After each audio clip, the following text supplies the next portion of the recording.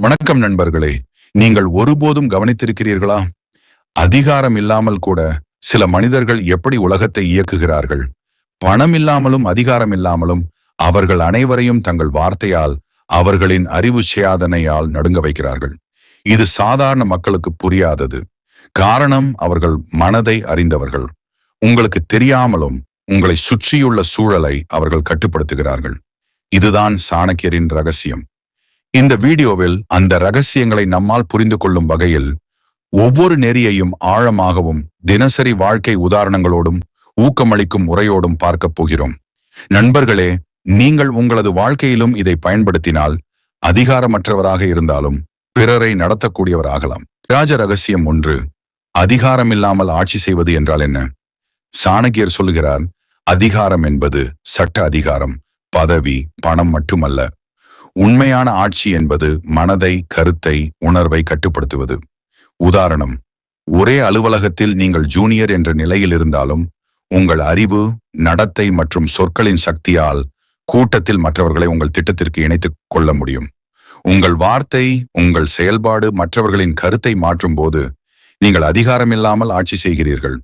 மனநிலை, எண்ணம், உணர்வு ஆகியவற்றின் மீது கட்டுப்பாடு உண்டானவனே உண்மையான ஆட்சி வல்லவர். அதிகாரம் இருந்தாலும் மன ஆட்சி இல்லாதவன் செயல் பண்ண முடியாது.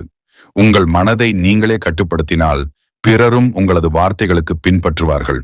நீங்கள் ஆற்றல் இல்லாத நிலையிலும் உங்கள் மனதை முழுமையாக கட்டுப்படுத்தினால் உங்களது சொற்கள், செயல்கள் மனிதர்களை கட்டுப்படுத்தும் சக்தியாக மாறும். ராஜ ரகசியம் 2. மனதை அறிந்து செயல்படுத்து. சாணக்கியர் சொல்கிறார், மனதை அறிந்தவன் உலகத்தை அறிந்தவன்.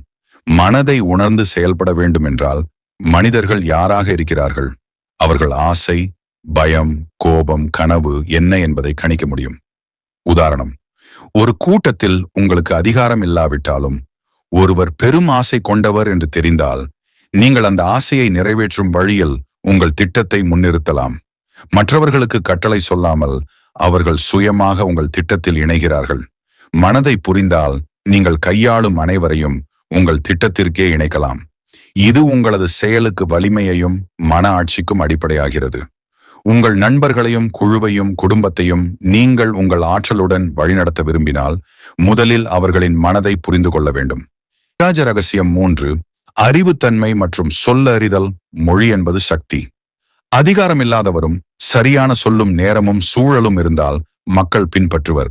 உதாரணம், ஒரு ஆலோசகர் அல்லது மேனேஜர் அதிகாரம் இல்லாத நிலையில் கூட திட்டங்களை குழுவுக்கு விளக்கும் போது சரியான சொல்லறிதலால் குழுவினர் உடனே இணைந்து செயல்படுவார்கள்.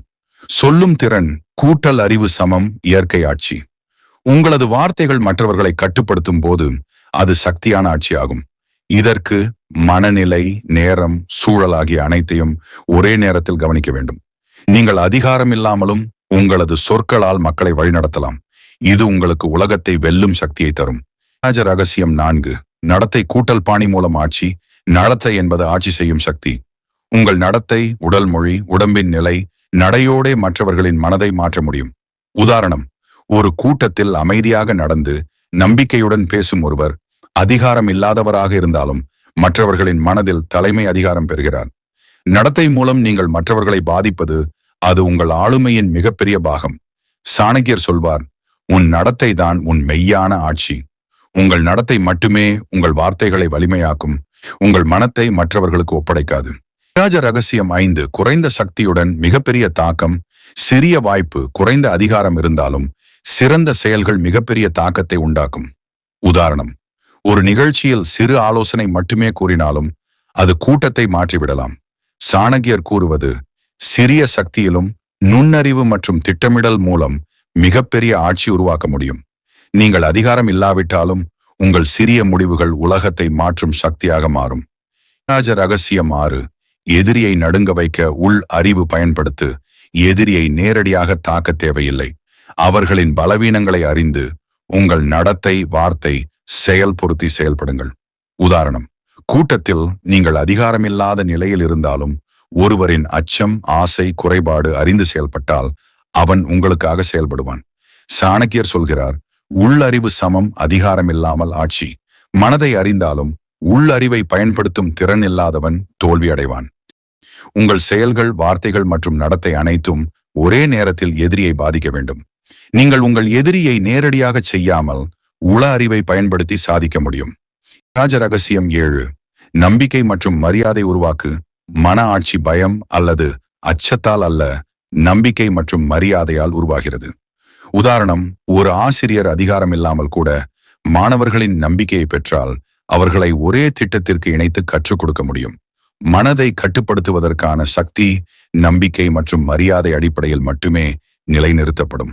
நீங்கள் உங்களது சொற்கள் மற்றும் செயல்கள் மூலம் நம்பிக்கையை உருவாக்கினால் ஆட்சி இயற்கையாக வரும். ராஜ ரகசியம் 8. சிறு வெற்றிகளால் ஆட்சியை நிலைநிறுத்து. பெரிய வெற்றி ஒரே நாளில் வராது. சிறு வெற்றிகள் தான் உங்கள் ஆட்சியை நிலைநிறுத்தும். உதாரணம், ஒரு திட்டத்தில் ஒவ்வொரு நாளும் சிறிய முன்னேற்றம் செய்தால் காலப்போக்கில் அது பெரிய மாற்றத்தை தரும். சாணக்கியர் சொல்கிறார், சிறிய வெற்றிகளின் தொடர்ச்சியே மிகப்பெரிய ஆட்சி. இன்றைய சிறிய வெற்றிகளை மதித்து நாளொன்றுக்கு ஒரு முன்னேற்றம் செய்யுங்கள். உங்கள் ஆட்சி தொடர்ச்சியாக வளர்ந்துவிடும். நண்பர்களே, இந்த வீடியோவில் பகிர்ந்த சாணக்கியரின் அதிகாரம் இல்லாமலே ஆட்சி செய்வது பற்றிய ரகசியங்கள் உங்களுக்குள் புதிதாக எண்ணங்களை எழுப்பியிருக்கும். இந்த ரகசியங்களை உங்கள் அன்றாட வாழ்க்கையில் பயன்படுத்தினால் நீங்கள் எந்த சூழலும் கட்டுப்படுத்தக்கூடியவராகலாம். இப்படியான ஆழமான பயனுள்ள சாணக்கியர் ரகசியங்களை தொடர்ந்தும் கற்றுக்கொள்ள சாணக்கியர் தந்திரம் தமிழ் சேனலை இப்போதே சப்ஸ்கிரைப் செய்யுங்கள். அடுத்த வீடியோவில் இன்னொரு சக்தி வாய்ந்த சாணக்கியர் ரகசியத்தோடு சந்திப்போம். நன்றி நண்பர்களே.